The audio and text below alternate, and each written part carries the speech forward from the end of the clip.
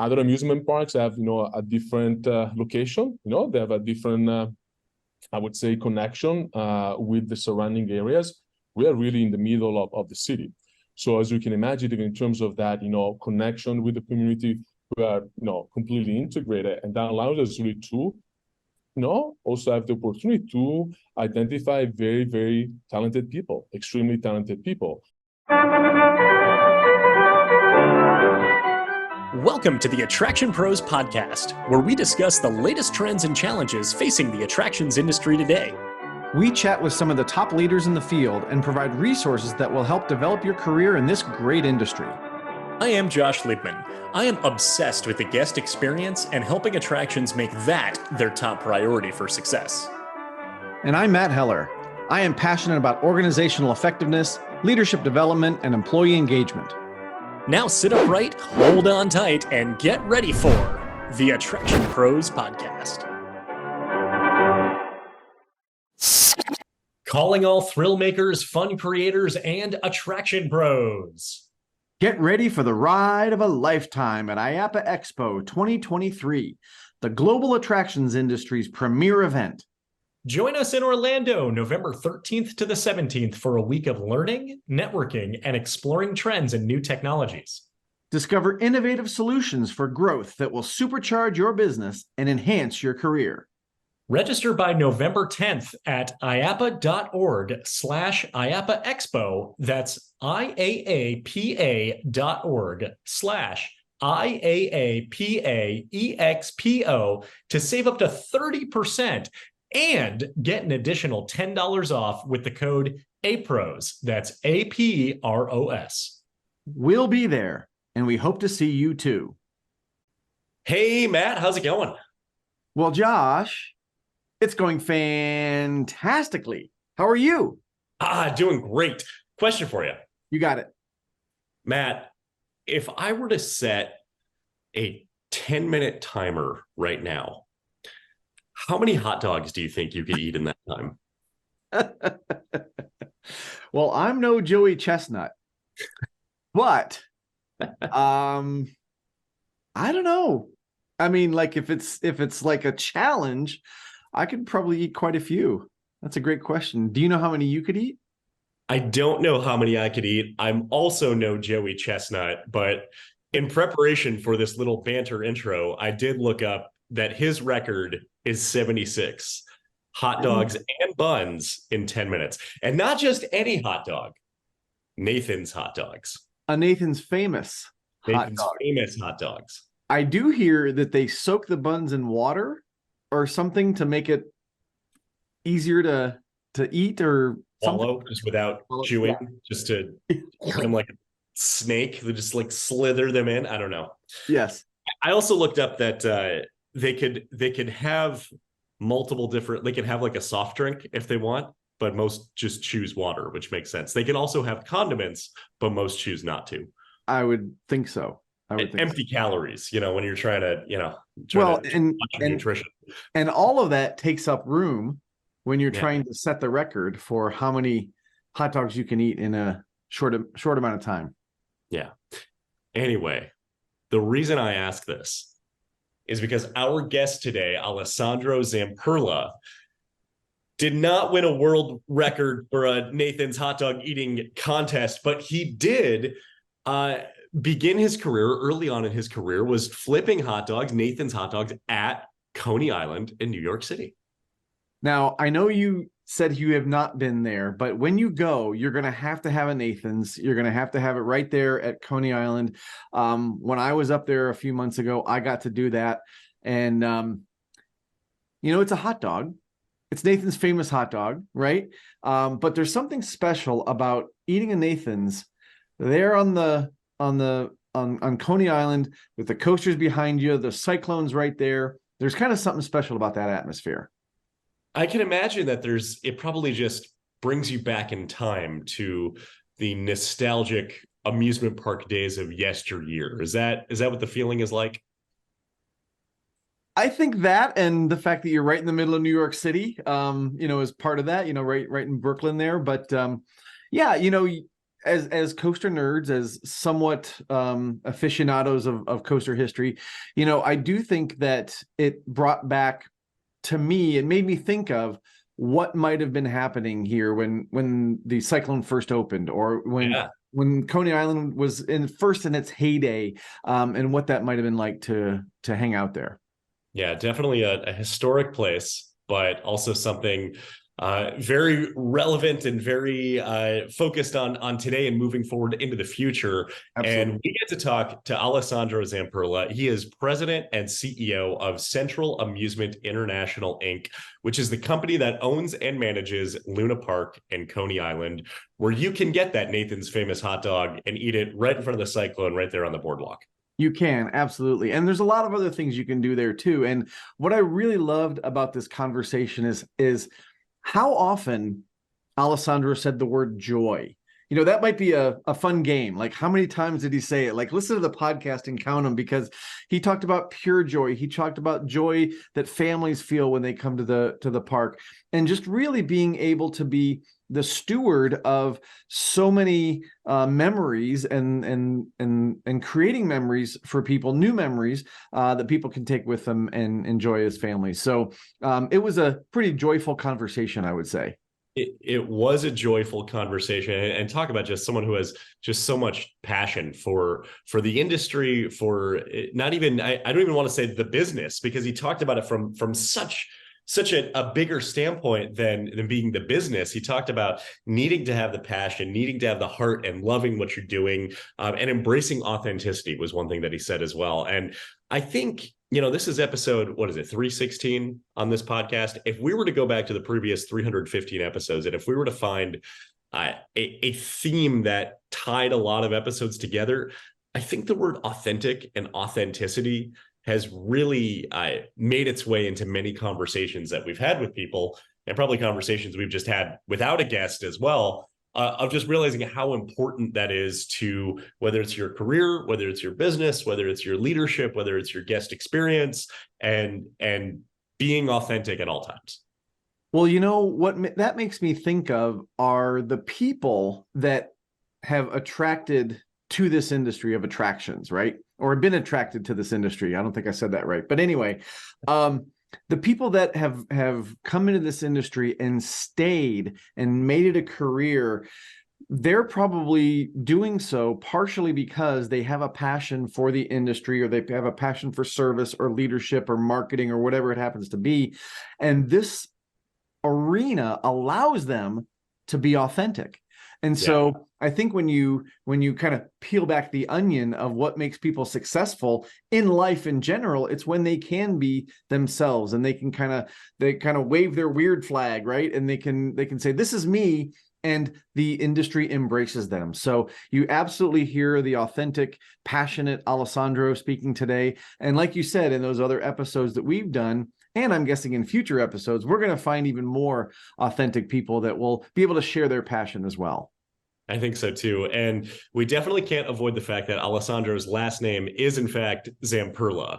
So he also talks about the importance of knowing where you're from. And he talks about the passion of the organization and his father and his grandfather and being the family business, and the way that they run the business, and that it extends so much more than the KPIs and the budgets and the parameters. And it goes back to embracing that authenticity, but he gives us a glimpse into what Zamperla's culture is like, both as the operator at Coney Island and Luna Park, as well as being one of the leading manufacturers of rides as well.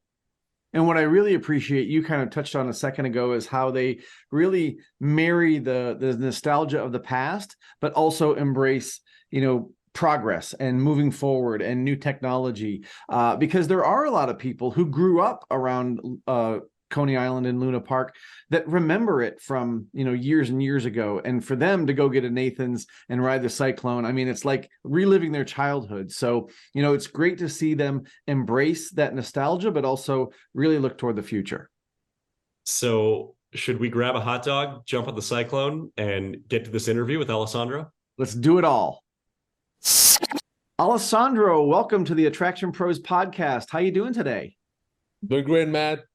Very excited to be here. Thank you so much for having me. Josh, very nice to meet you. Thank you so much for having me. looking forward to speaking with the two great attraction pros. Hopefully, I'll qualify by the end of his interview as one of them. I think you qualify already. But first of all, Alessandro, you have a very famous last name in the attractions industry, Zamperla. So can you tell us a little bit about your history, growing up and through your career? It's a great honor. It's a great privilege to have that last name.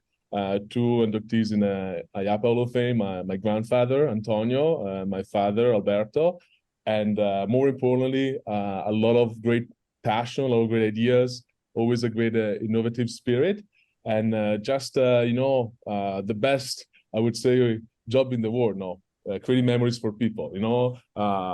Giving opportunities for people to relax, enjoy themselves, to have fun together. So just a privilege, privilege and blessed to have that last name. I haven't been introduced to this amazing industry since very early age. I still recall, obviously, that my summer camps in the States, where my parents would be here, because obviously, the state in the summer is the most busy period, and my father would take us to different amusement parks. Even here in Coney Island, that time used to be Ashland, in Coney Island. So being introduced really to this iconic place back then, but just overall to this amazing industry with so many great people. That's excellent. So, Alessandro, can you tell us about your role? What are you doing today? Today, I am the president and CEO of Central Amusement International Inc., which is the company that manages Luna Park in Coney Island, and I have the luck, to really be involved in developing and improving the most iconic amusement park in the world, the most influential. And day by day, we always strive to get better, to improve the experience of our guests, but even more importantly, nowadays, of our team members. Absolutely. Well, Alessandro, one of the things I'm curious about is you mentioned, your father taking you to amusement parks when you were young. Did you get kind of bit by the bug early on? Was this something you always wanted to do, growing up in such a family that was so influential in the industry? I would say that I was a little bit of a rebel, so I do recall actually once we were at Universal, and I kind of say I love it, it's great, but can we actually have a different experience in amusement parks? Because it was like really a lot of amusement parks, and at that time I just wanted to experience something different. I was in my teenager years, so obviously that's where your rebel spirit really takes off. And I just again when you have probably too much of a good thing, sometimes like you don't really appreciate it, but then I realized when really I would say the reality of having the opportunity to choose what to do in my professional career, and obviously having these amazing blessing, I got bitten right away. So I actually started here in New York.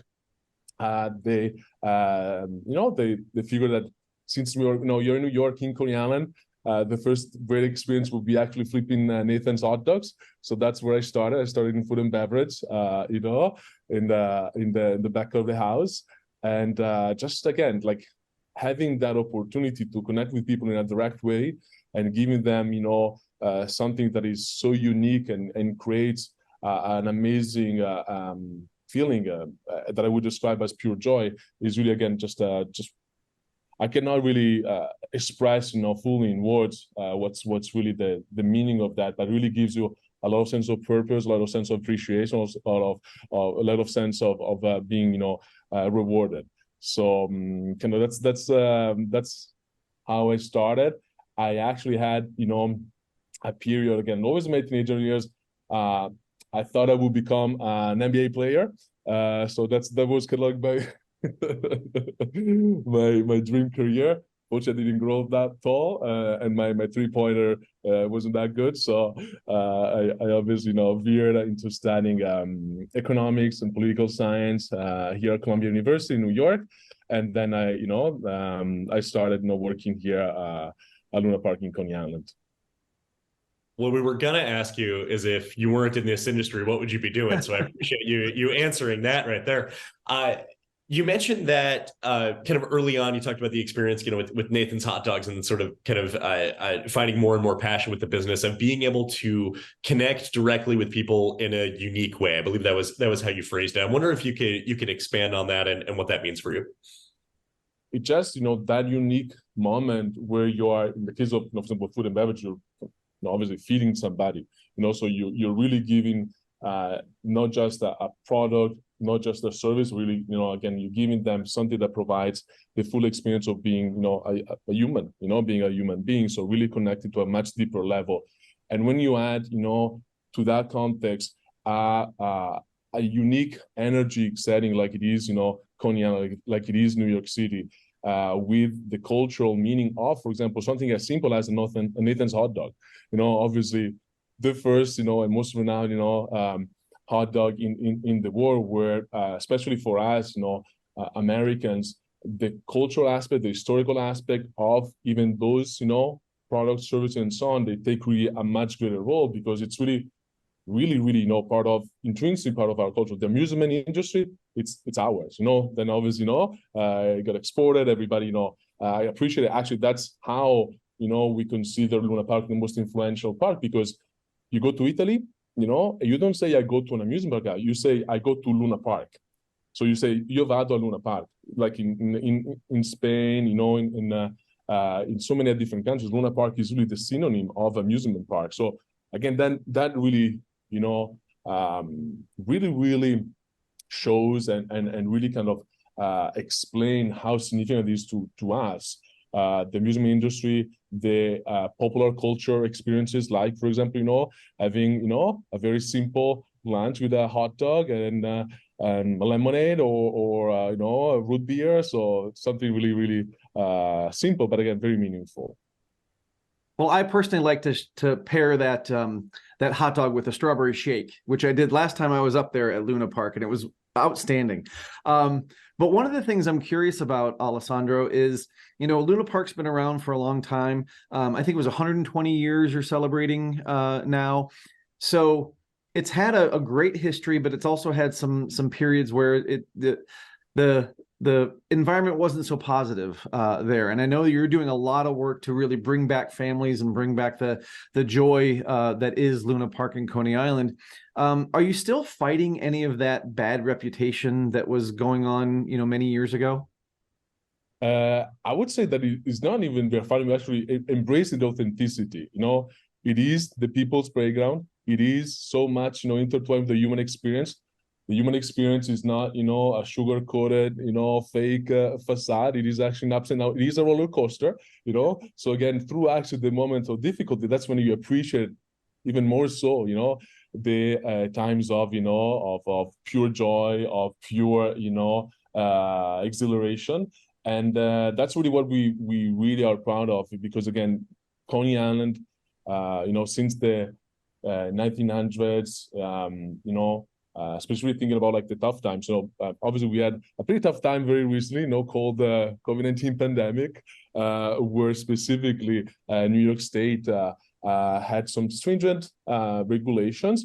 We stayed closed for 528 days.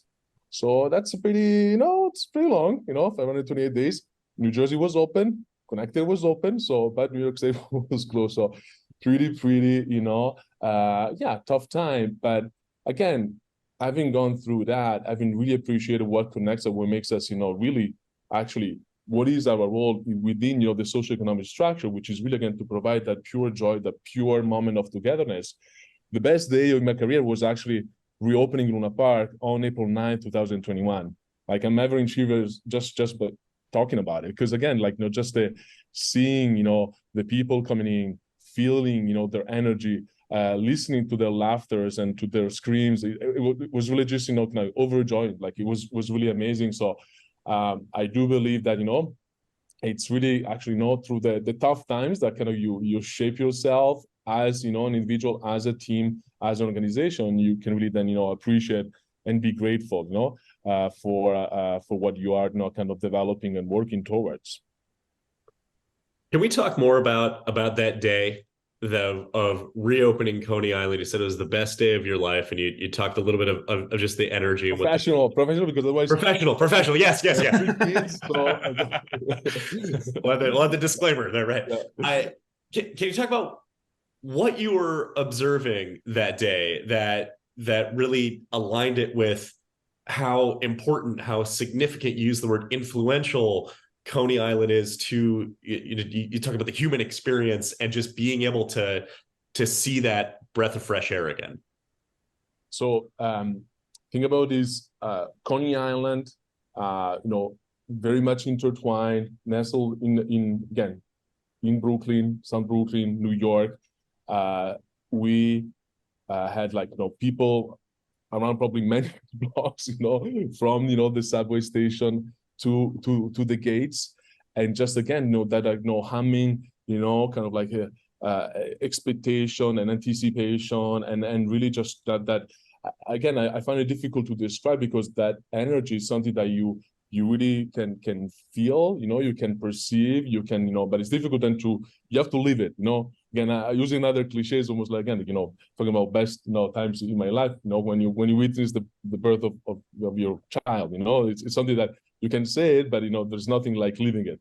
So that's really something that is only, again, I think a blessing for us that we are involved in this industry, when we are able to take that step back and see, the impact that we have in the livelihoods, especially obviously, of the younger ones. And I always take, even like considering that day specifically. So New York City, it's, pretty highly dense, populated area, where, as you can imagine, if there are a lot of, regulation that do not allow people to go outside, that means they have to spend a long time, inside. So imagine that, again, the, kind of incremental and additional level of expectation of anticipation, and just, that they kind of we're just, all coming together. So obviously everybody, coming there with their pure heart open to experience. On our end, we were pure heart and vulnerable, because obviously, okay, you can train, you can practice, you can walk through all the new regulations. So imagine this, for Luna Park was the first time that actually was gated. Luna Park as a model is an open gate park. That means you can just walk around, and then use a paper ride or a wristband to enjoy the attractions, and then to have food and games and so on. So even just that. So we were obviously a little bit vulnerable, because again, we were rehearsing, we were training, but you cannot really never replicate the live experience, the live action. And so even that, but we were vulnerable, we were super welcoming, and everybody was actually, even let's say, if you're talking about guest experience, guest service, if there were a little bit of hiccups, as you can imagine, nobody cared. Nobody was complaining. They could have probably, obviously had a lot of reasons, because again, we were catching up and really restarting. So there was, again, just that pure unity of spirit of intent with the community, with the guests, with our ride operators, the ticket and those guest services, maintenance, and also really that cohesive moment, that again, as a overall as a community, we felt almost like we were being born again in some sense. Alessandro, I'm curious if you can talk a little bit about how you're leading those teams. Obviously, going through COVID was very difficult. Now we're kind of on the other side of COVID, and there's hopefully much brighter times ahead. I got to interact with you in person when I was up there a little bit ago, and just, even now you can hear your warmth that's coming through, and your gregariousness. And I'm just curious, how you channel that to be the best leader that you can be for the team, and sort of how that helps you achieve your goals.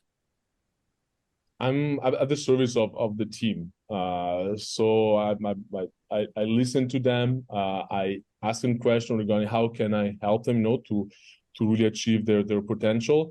And for me, historically, for certain locations, especially when there are seasonal calendars, you always have a pretty important distinction between seasonal and permanent team members, employees. Our intent and all our efforts actually to really make sure that even the seasonal team member that joins and may stay here for 3 weeks and so on has the best working experience ever, has all the tools, really to, one, develop themselves as an individual, but more importantly, it's also to become aware of what an amazing industry the amusement park industry is. So really having them exposed to the really immense opportunities for them to really develop themselves and really reach the best they can be. Because I always say that, you can be very, very, very, very driven and let's say very much, technically knowledgeable. Absolutely. You got, again, all the engineering, all the, all the maintenance positions, or you can very much, be like more, I would say, sensitive or gifted towards, the human side. And again, we have all that opportunity. So it's really, a unique space, a unique industry that really allows you to express yourself. And that's kind of like, my role is really to allow our team members to express themselves, to reach again their potential, be the best they can be. And that's why we created the academy, the Luna Park Leadership Academy, because we strongly believe in that. More so when it comes to, again, I mentioned the word community a few times, because other amusement parks have, a different location. They have a different, I would say, connection with the surrounding areas. We are really in the middle of the city. So as you can imagine, in terms of that, connection with the community, we are, completely integrated. And that allows us really to, also have the opportunity to identify very, very talented people, extremely talented people. And that can be, in entertainment, that can be in engineering, that can be, in food and beverage. So that's also a great gift that we have here at Luna Park Coney Island. And my responsibility is obviously, to make sure that we seize that opportunity. So you mentioned the Luna Park Leadership Academy, and Matt has told me a little bit about it, but I'm wondering if you can share more details on that program. It's an initiative that can actually, it is, I would say, one of the positive outcomes of the pandemic, when you really realize how important it is to invest in your team. And as I say, both, for seasonals and for permanent team members. And just to, expose them, for example, with Matt, to the amazing professionals and great chances that we have in the amusement industry. And two, also really to develop more specifically some skill sets that I always say that I want to make sure that if you spend here 2 weeks or spend 3 years, you are learning something, you're getting a skill set that will be transferable to your next opportunity. So even though you may not be here, for 30 years, you're here just for 3 weeks, you're learning something that you'll take with you, for the rest of your professional career, and hopefully also from the personal perspective. So that's really kind of the intent and the purpose of the Luna Park Leadership Academy. So obviously, investing in people, making sure that they develop themselves as individuals and, in a cohesive team environment. And obviously, hopefully we'll have a lot of people that we have a family business. So hopefully we'll have people that stay with us for, decades, as actually, we've been blessed, with many of those. You mentioned the family business, and I'm curious if we can talk a little bit about how you've been able to keep the family business going for so many generations. You hear so many family businesses, it's the third generation that just, it decimates the business, or they can't get past that. And I believe it's 5 generations now that are going strong in the Zamperla family. So I'm curious, what sort of things have you done, or has the family done, to ensure this legacy keeps going? So first, I'm very superstitious. I'm going to knock on wood, but it's really about the heart. It's about the heart. It's about loving what you do. It's about, always thinking about what can you do better. So having that drive that is not linked to, KPIs, OKRs, those is great, obviously, parameters, but, they can never replace the passion. They can never replace, you having, that drive that is related to, because you like what you do, you want to make sure that the people around you are successful as well, and they're even more successful than you. That'll mean the company will have even more longevity. because that's really what is necessary. Really having people that are smarter, more successful. Because again, call it karma, call it different ways. If you see it, positivity, if you see it, with transparency, with honesty, obviously you'll be rewarded. And that's again the luck, and the blessing of intergenerational success. There is no shortcut, there is no shortcut. Obviously there are situations where you have to make probably decision to make sure, for example, like the pandemic, tough decision to make sure there is that, stability and durability, continuity. But then again, if you want to really be sustainable, you have to invest in your people, invest, in the great experience that we can offer here. And that's what actually we've been doing with the expansion, because also it was a celebration for the 120, anniversary of Luna Park. But even more so was really also the celebration of the expansion, or opening, these 5 new areas that we added to Luna Park in Coney Island. I'm curious with everything that you're telling us there, how that culture is able to be spread across multiple divisions of being both on the operator and the supplier side of of the business, and that everything that you're saying is in place at Luna Park, just as it is in Italy with the manufacturing side, and how it all blends together. It's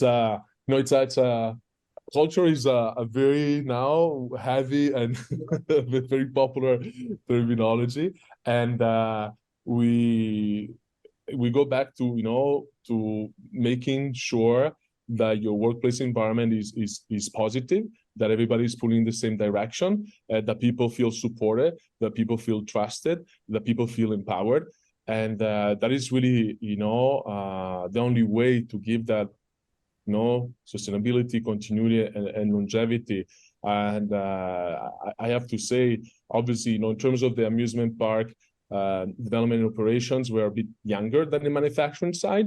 Manufacturing side, again, it's been, more than 50 years. Amusement park, actually, this year we're celebrating 20, because we started in 2003. So obviously, we'll have a bit of catch up, to get there. But that's really the recipe. Is really, again, empowering your team members, getting, again, that's the other thing. Keep your, an open mind, getting in touch, getting in connection, with great, professional like you, Matt and Josh, like really having that open mind and asking questions. What can we do better? You see so many other amusement parks, you see so many other professionals. What are some ideas, some practices, some policies, some opportunities? We can bring in, to keep that great spirit going. And I don't think it's always related to growth. I don't think it's really about it's always about, again, those parameters. It's really about, again, that coherent and cohesive message within is that you come to Luna Park, you come to Zamperla, you have all the opportunities in the world to become the best version of yourself and reach the top, no matter where you start. Our attractions manager, who's amazing, is a rock star. Sorry, I know it's another term that is very, that's very much used, but he's a rock star. He started as an hourly park services team member. So again, really at the first opportunity, he probably thought, again, he would stay here, a couple of weeks, and said he's been with us for like 12 years. So that's really, what we believe in. And when you show your passion, you show your dedication, your commitment, and also the respect, respect of history, respect, of this great industry, and you can reach the stars. You just mentioned something that I wanted to dive into a little bit, because you talked about respecting history. And certainly, again, Coney Island Luna Park has a ton of history, but you also talked about expansion. So how do you balance that? How do you balance respecting and looking at the past and respecting that, and then also looking to the future and making the progress that you need to make?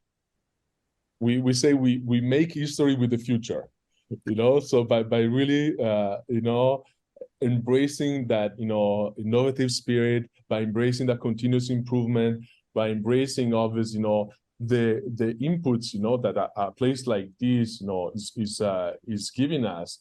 We are making history and we're paying homage to it. So an example, since it's a natural roller coaster, the cyclone, so we've been extremely lucky and privileged to have, the opportunity, to now to be really the caretaker of the roller coaster in the world. And we always say that, okay, we want to improve, the experience. We want to make it safer, faster, and smoother, but obviously we want to keep it original. We want to keep it authentic. We want to keep it the cyclone. So it'll always be a manually operated, gravity, roller coaster. So that's really the way. And the same thing again, like with the expansion. Obviously, we have also our own family, history that we pay homage to. So again, knowing where you're from, making sure that it's really not about you as an individual, but you're just, again, part of this chain, part of this great, generational chain of person that been, really blessed to have these opportunities. And so I wanted to make sure we paid homage to my grandparents. And so we opened these new 2 attractions. There are amazing attractions in the sense that even there, again, talking about like the opportunity and making history with the future. So it was a vacant lot that had been vacant for close to 60 years because it used to be Steeplechase Park. Like, Steeplechase Park opened in 1897, closed in 64, and since then have been empty.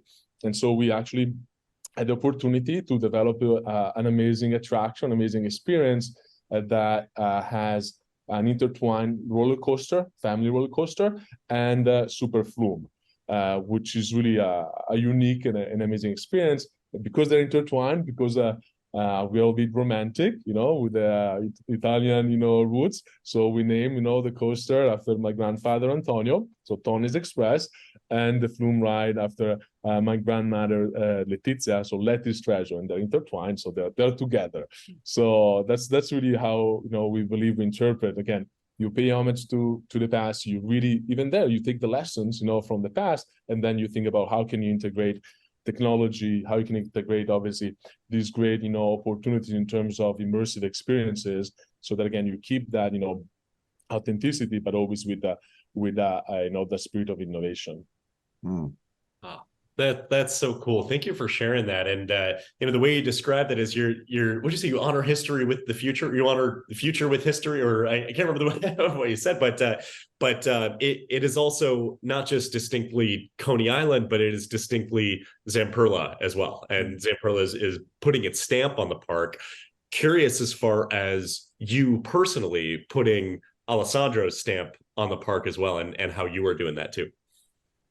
Well, from my end, it's really like, especially coming out of the pandemic, and my growth, here was kind of like linear at certain point, and it was like exponential in the sense that I was again food and beverage first, then ride operations, then finance, and then my father really, I have to say, with a lot of courage and a lot of faith in me, he said, "Okay, you're ready. You'll be our leader," so he kind of like gave me the opportunity to become president CEO in 2018. And since then I've been trying to really to assess it, to understand what are the major components that we can really leverage here specifically. You mentioned again Coney Island history, Zamperla history, and for me is really again that comprehensive 360-degree experience, where again you have the best attractions, in terms of technology in the world, obviously with the great synergy that we have with Zamperla, because that's the best part is that, we can say, oh, we have some space there, that we would like to make something special. And then these amazing engineers, they say, okay, in a very narrow, I don't know, have you ever been here, Josh? Not yet. I'm embarrassed to say I have not. Okay. But man, you probably know the Thunderbolt, how narrow the lot is, so they build this amazing roller coaster in such a small and narrow space, because again, they really intertwine something that is what we call a New York minute. So something that is very intense, something that is very, very unique with a roller coaster experience. So we have that, but also what is in Luna Park? What is in Brooklyn? What is in New York? It's entertainment. And so we've been really, really always investing in that. So we have, the typical, what we call here sideshow, kind of entertainment, which is really unique. And also, and even more so, like the fire breathers and so on. And then food and beverage. Again, so my stamp is, I love to eat. I love Italian food. So we have the best artisanal made gelato, in the city. The best, freshly made pizza. So from the dough, the tomato sauce, the mozzarella in the city. So we really elevated even that experience. So sometimes, and then, I don't want obviously for other parks to take it the wrong way, but we do know that if the context is of, captive audience, sometimes we take some shortcuts, and it could be that the food and beverage quality is not as good. But here what we want to make sure is that the experience is really top notch. It's fun, it's always an amusement park food. So, we're not, looking for a 3-star Michelin restaurant, but we want to make sure that that food really speaks to you. They say, that's really good. That's really exciting. I'm really enjoying this, and I want to come back. So again, really elevating overall the experience and really always connected and leveraging the local community, the local businesses, because we have so much here really in Coney Island, in Brooklyn, in New York. Yeah. Alessandro, can you go back to that day when your father said, you're ready, you're taking over? And what was that like to kind of follow in his footsteps and say, now I'm in charge, I'm running this place? What was that like? So first, I thank you. You could have told me, but no, it was amazing, one sense of gratitude, because really that's something that I always admired in my father. He was really able to see the potential in people very, very early. And without, like many times what we do is that, okay, prove yourself. But, sometimes we have to say, okay, I trust you. I fit in you, and I'll be here by your side to support. So that's what he did, and it was amazing. So even though, again, maybe I had not completed, an MBA, at that time I was working actually in finance administration, but they say, Ken, you're ready, you have that sensibility, you have that vision. I'll be by your side when you have questions, and that's something that, again, I'll never forget. On the other side, I have to say that, I do believe that it's important. That's kind of like, why also the Academy, why we're so, really, really eager and focusing in supporting our team members, because we do believe that, some, planning, some proactive, preparation for succession planning, for, again, opportunities, whether they're here or outside, I think would be, again, it is critical. It is critical because, learning on the job is great, but sometimes it's a bit challenging, and some of the gray hair is actually is from that. So if there is a bit, of preparation and advance notice, I think it's especially in this current time where things are very, very complex, things are moving very, very fast. I think that at least kind of a solid foundational preparation is critical and is fundamental, especially if you don't have, as I had, that great blessing of my father by my side. That is just, it was super, super lucky. So yeah. Awesome. Are there any particular lessons from your father that you still use today, or that were very influential for you specifically? One is, and I'm still struggling, to do it, but to be very vulnerable with people.